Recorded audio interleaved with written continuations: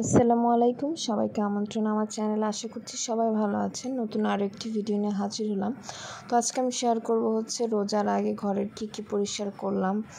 তো প্রথমে দেখতে পেলেন যে ঘরের সব পাপোশগুলো আমি ভিজিয়ে রেখেছি। এগুলো কাজে যে হেল্প করে ওনাকে দিয়ে ধোয়াবো। আর ডাইনিং টেবিলটা আমি ডিপ ক্লিন করব, কারণ অনেক দিনই এইভাবেই রয়েছে। রায়ানের জন্য আমি ওভাবে ক্লিন করতে পারি না। তো প্রথমে সব কিছু সরিয়ে নিচ্ছি। তারপর গ্লাসটা আমি খুব ভালো করে ক্লিন করে নেব। অনেক ময়লা জমে গিয়েছে এখানে। তো ঈদের আগে মোটামুটি অনেক কাজই করা হয়েছে। সব কিছু এই ভিডিওতে একটু একটু করে শেয়ার করছি, আর কিছু অফ ক্যামেরা আমি করে নিয়েছি, কারণ সব কিছু আসলে ভিডিওতে শেয়ার করা সম্ভব না। এতে করে ভিডিওটা অনেক বেশি লং হয়ে যায়, আর সবসময় মনেও থাকে না ভিডিও করতে। তো আমি সব কিছু সরিয়ে ভালো করে লিকুইড দিয়ে গ্লাসটা ভালো করে ক্লিন করে তারপরে পরিষ্কার কাপড় দিয়ে মুছে নেব। আর রান্নাঘরটাও ক্লিন করব। আর প্রতি বছরই আমি ঈদের আগে এসব কাজ করে থাকি। রান্নাঘরটা ডিপ ক্লিন করি, ঘরের সব ফার্নিচারগুলো পরিষ্কার করি, ফ্রিজ পরিষ্কার করি, ঘরের ঝুলগুলো পরিষ্কার করি, পাপোশ ক্লিন করি। তো বরাবরের মতন এবারও সেম কাজগুলো করছি। তবুও রায়ানের জন্য অনেক বেশি কষ্ট হয়ে যাচ্ছে। তারপরে চেষ্টা করছি যতটুকু পারা যায় অল্প অল্প করে কাজগুলো কমপ্লিট করার জন্য, কারণ ঈদের আগে ঘরটা ঝকঝকে চকচকে না হলে কিন্তু ভালো লাগে না। দেখতে পারছেন ডাইনিং টেবিলটা একদম চকচক করছে। সব কিছু আবার রেখে দিয়েছি জায়গা মতন। আর যে ম্যাটগুলো অপরিষ্কার ওগুলো ধুয়ে দিব মেশিনে। আর এখানে সবগুলো পাপোশ অলরেডি ধোয়া হয়ে গিয়েছে, ওগুলো ছাদে নিয়ে যাব। আর রান্না করব। তো 2 দিনের ভিডিও আজকে আমি শেয়ার করেছি। তো এটা একদিনের ভিডিও ছিল। তো দুপুরে মুরগির মাংস রান্না করছিলাম। তো ঈদের আগে বা রোজার আগে কিন্তু অনেক কাজই থাকে। তো ওগুলো করতে পারলে বেশ ভালোই লাগে, কারণ প্রতিদিন আসলে ডিপ ক্লিন করা হয় না বা ঘরের জিনিসপত্র সরানো হয় না। রান্নাঘরের যে একদম উপরের তাকটা ওগুলোও নামিয়ে আমি গুছিয়ে নিয়েছিলাম। তো এদিকে মুরগির মাংস আমি আলু দিয়ে রান্না করছি, আর লাল শাক রান্না করব, যেহেতু আমার কাজগুলো করতে করতে একটু লেট হয়ে গিয়েছিল। তো এই জন্য ঝটপট যা রান্না করা যায় সেগুলোই রান্না করছিলাম। আর আরেকটা কড়াইয়ে তেল, পেঁয়াজ, কাঁচামরিচ, তারপরে চিংড়ি মাছ, লবণ, হলুদ এগুলো দিয়ে কষিয়ে আমি ধুয়ে রাখা লাল শাকটা দিয়ে দেব। আর রোজার আগে কিন্তু কাঁচা বাজার বা মুদি বাজারও করা হয়, ওগুলো আমি গুছিয়ে রেখেছি অফ ক্যামেরায়। সব কিছু ভিডিওতে শেয়ার করতে পারিনি, কারণ রায়ান দেখা যায় যে অনেক কান্নাকাটি করে, ওকে নিচে রেখে আমি তাড়াতাড়ি করে গুছাই। তো ভিডিও করতে গেলে আসলে অনেক দেরি হয়ে যাবে, আর ও বেশি বিরক্ত করবে। এই জন্য যতটুকু সম্ভব ছিল শুধুমাত্র আমি অতটুকু ভিডিও করতে পেরেছি। তো লাল শাকটা আমি বসিয়ে দিয়েছি, রান্না হয়ে যাবে। আর এদিকে রাত্রে যখন রায়ান ঘুমিয়েছিল, আমি রান্নাঘরের সব বয়ম, তারপরে র্যাক, থালা বাসন রাখার র্যাক, তারপরে সব জিনিসপত্র, প্লেট সব কিছু আমি টেবিলের উপর রেখে দিয়েছি।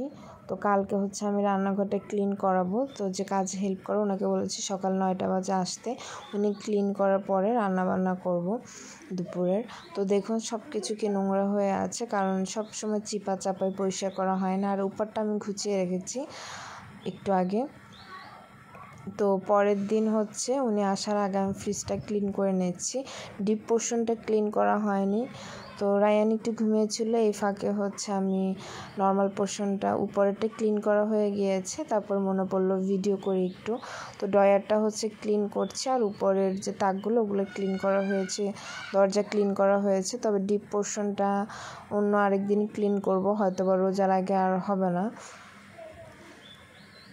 তো যতটুকু পেরেছি পরিষ্কার করার চেষ্টা করেছি বাচ্চা নিয়ে, কারণ বাসায় কেউ নেই যে রায়ানকে রাখবে, আমি কাজ করব। তো ওকে নিয়ে যতটুকু করা যায় বা ওকে পাশে বসিয়ে যতটুকু করতে পারি ততটুকুই করার চেষ্টা করি। তো মোটামুটি বেশ ভালোভাবে আমি ক্লিন করে নিয়েছি নর্মাল পোর্শনটা। যা যা অপ্রয়োজনীয় ছিল সব ফেলে দিব। আর দরজাটাও আমি ভালো করে ডলে নিচ্ছি, তারপরে ক্লিন একটা কাপড় দিয়ে মুছে নেব। আর ফ্রিজের দরজাটা আসলে কিন্তু প্রায় ময়লা হয়, কারণ যখন অনেক তাড়াহুড়ায় থাকি হাতের ময়লা দিয়েই খোলা হয়। তো ভালো করে ক্লিন করে নেওয়ার পরে যে কাজে হেল্প করে উনি চলে এসেছে। তো একটা বাথরুমে ধুতে দিয়েছি, যেটা থাল বাসন ধোয়ার আগে। এটা খুব সুন্দর করে আস্তে ধীরে ক্লিন করেছে, বেশ সুন্দর ক্লিন হয়েছিল, দেখতে পাচ্ছেন একদম চকচক করছে। আর এর ভিতরে যে আমি রেক্সিনগুলো দেই সেগুলোও ভালো করে ধুয়ে নিয়েছে। তো এরপর রান্নাঘর ক্লিন করার কাজ শুরু হয়ে যাবে। তো উনি এই যে জানলা পরিষ্কার করছে।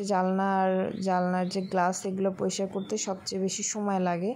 আর সব দেওয়াল টাইলস এগুলো ক্লিন করেছে, ওগুলো আর আমি ভিডিও করিনি, ওনাকে দেখা যাবে সেজন্য। তো ভালো করে ক্লিন করে নিচ্ছিল। আর এই ফাঁকে আমি ফিল্টারটা ক্লিন করছি। তারপর ফিল্টারের যে টুলটা আছে ওটা খুব ভালো করে ক্লিন করে নিচ্ছি। উনি যখন কাজ করছিল আমিও কিছু কিছু কাজ করে ওনাকে এগিয়ে দিচ্ছিলাম, না হয় অনেকটা দেরি হয়ে যাবে। তো ফিল্টারটা বেশ ভালোভাবে ক্লিন হয়ে গিয়েছে। আর এদিকে রান্নাঘর মোটামুটি ক্লিন করা শেষ, এখন মুছে নিয়েছে।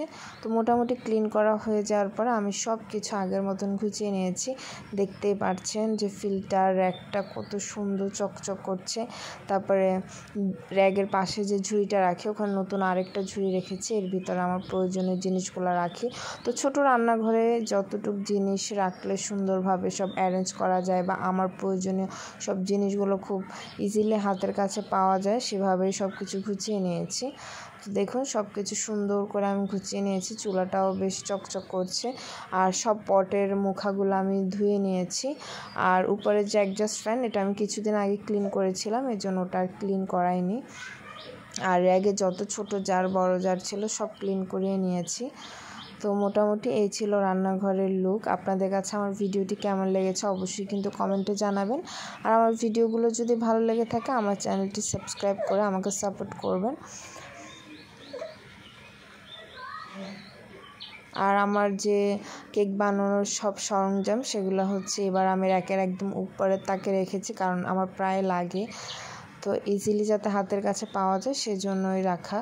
তো এই ছিল আজকের ভিডিও। সবাই ভালো থাকবেন, সুস্থ থাকবেন। আল্লাহ হাফেজ।